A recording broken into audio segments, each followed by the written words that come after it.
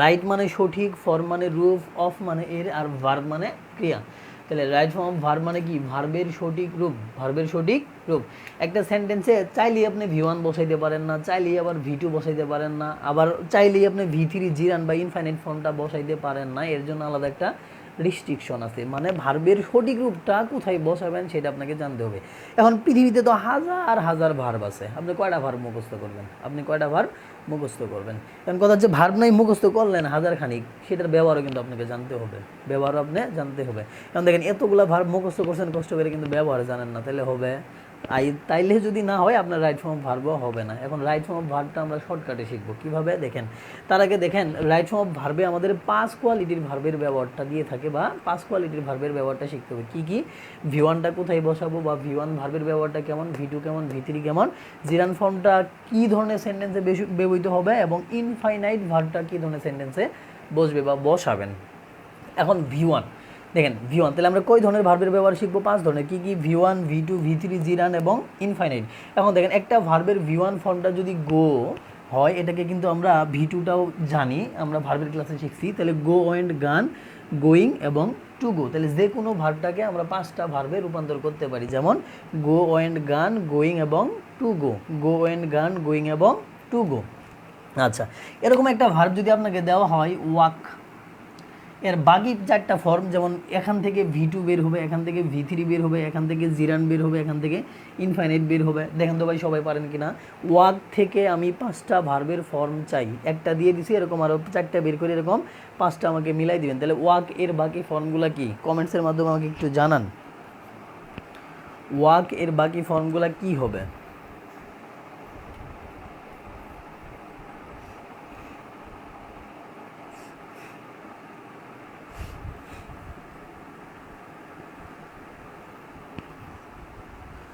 সবাই একটু কষ্ট করে আপনাদের কমেন্টসগুলো জানাবেন।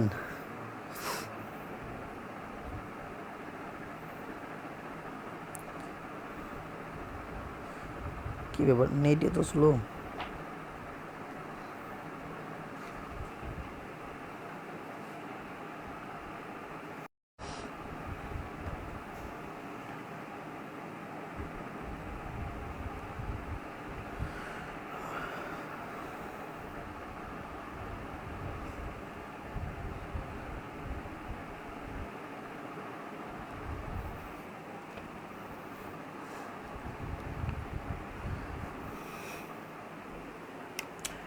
আচ্ছা দেখেন, তাহলে ওয়াক এটা মূলত ভার্ব, কোন ধরনের ভার্ব? এটা V1, এটা কি V1 বা বেস ফর্ম। আচ্ছা, বা এটাকে প্রেজেন্ট ফর্মও বলা হয়। আচ্ছা, এই V1 থেকে আমরা V2 ফর্মটা বের করবো। তাহলে ওয়াক এর V2 ফর্ম কি হবে? ওয়াকড। আচ্ছা, এর V3 ফর্মটা কি হবে? ওয়াকড। আচ্ছা, এর জিরান ফর্মটা কি হবে? ওয়াকিং। আচ্ছা, এর ইনফাইনাইট ফর্মটা কি হবে? To walk, to walk. এবার দেখেন এটার V2 ফর্ম যা, V3 ফর্ম তাই, V2 ফর্ম যা, V3 ফর্ম তাই। কখন বুঝবেন এটা V2তে বসছে, কখন বুঝবেন এটা V3তে বসছে? আচ্ছা, এখন ভালো করে একটু খেয়াল করবেন, কোনো একটা সেন্টেন্সে যদি এই যে ওয়াকড একা একাই দেখেন, আশেপাশে কোনো অক্সিলারি ভার্ব নাই, তাহলে সেই ক্ষেত্রে ধরে নেবেন এটা V2।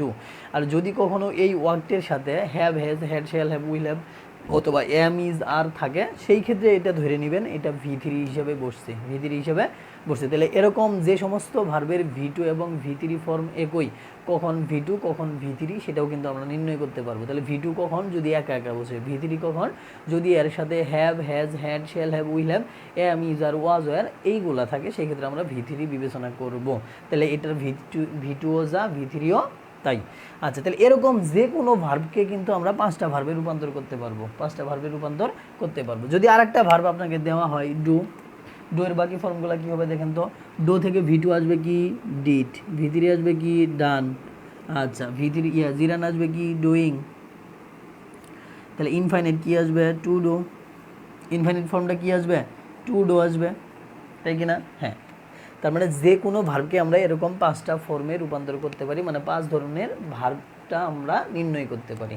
আচ্ছা, এখন কথা হলো কখন আমরা V1 বসাবো, কখন আমরা V1 বসাবো, বা কোন ধরনের সেন্টেন্সে আমরা V1 বসাবো। আচ্ছা, কোন ধরনের সেন্টেন্সে V2, কোন ধরনের সেন্টেন্সে V3, জিরান এবং ইনফাইনাইট বসবে, সেইগুলোই আমরা দেখব। তাহলে প্রথমত দেখব আমরা কখন V1 বসে, কখন ভি ওয়ান বসে। তাহলে হেডলাইনে আসেন, কখন ভি ওয়ান বসে।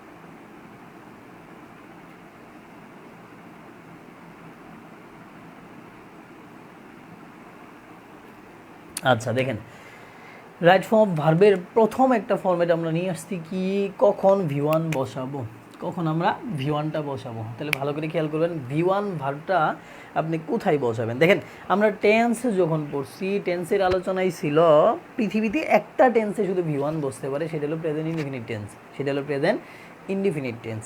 আচ্ছা, আর পাস্ট ইনডিফিনিট টেন্সে কী বসে, ভি2। এটা টেন্স নির্ণয় করতে যায় আমরা সাধারণত ভি ওয়ান যদি থাকে সেটা প্রেজেন্ট ইনডিফিনিট টেন্স ধরতে পারি, প্রেজেন্ট ইনডিফিনিট টেন্স ধরতে পারি। এখন কোথায় হলো ভি ওয়ানটা কখন বসবে সেটা কিন্তু আমাদের জানতে হবে। ভি ওয়ান যদি সেন্টেন্সে বসানো থাকে সেক্ষেত্রে আমরা ধরতে পারি যে এটা আমাদের প্রেজেন্ট ইনডিফিনিট টেন্স। কিন্তু ভার্বই যদি বসাইতে বলে সেক্ষেত্রে আমরা কি বসাবো, ভি ওয়ান যদি বসাই প্রেজেন্ট ইনডিফিনিট হয়ে যাইতেছে, আর ভি2 যদি বসাই পাস্ট ইনডিফিনিট টেন্স হয়ে যাইতেছে। তাহলে ভি ওয়ান বসাইলেও টেন্স গঠন করা যায়, ভি2 বসাইলেও টেন্স গঠন করা যায়। কিন্তু এই মানে যে কোনো সেন্টেন্সে যে কোনো ধরনের ভার্ব বসাই যে কোনো টেন্স কিন্তু গঠন করা যাবে না, এর জন্য রিস্ট্রিকশন আছে।